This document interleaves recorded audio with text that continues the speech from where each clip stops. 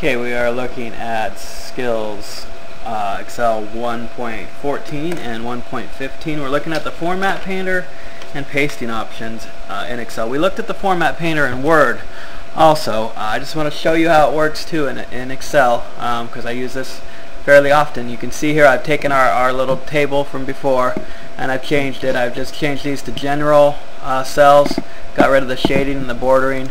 And you can see how the format painter works. I select the cell. This cell has the accounting format applied to it. It has that light green shading and it has the borders around it. I select the format painter here from the home tab, and then I select the cells I want to apply that to, and you can see it applies the accounting format to the numbers. It shades it in with that light green and it puts borders around them. So the format painter works the same way in Excel as it does in Word. It applies the formatting from the cell you've selected or the set of cells to the cells that you select after that.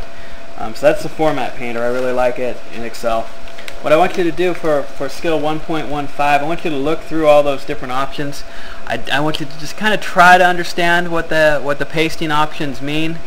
I'm going to show you a little bit more of that as we get into more formulas and different things. I don't think we've built enough of a base to really take those in yet.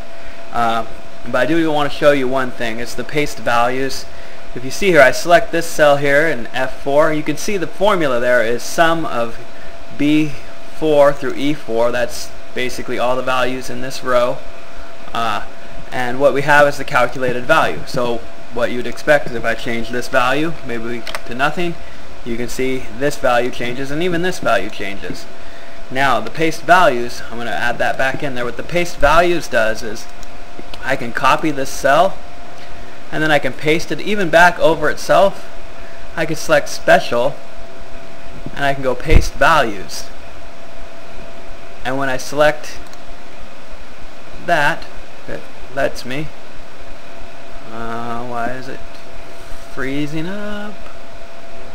Okay, so I pasted the value in there. Now if I click on it, you can see instead of having the sum in there, it just put the value in.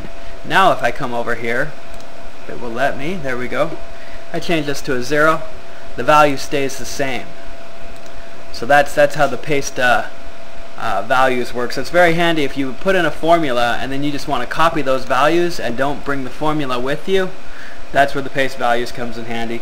Just sort of remember that. Try to remember these paste options. We'll look at them in more detail as we go on throughout the lesson. Your code word for this last skill in Excel Chapter 1 is going to be run, R-U-N.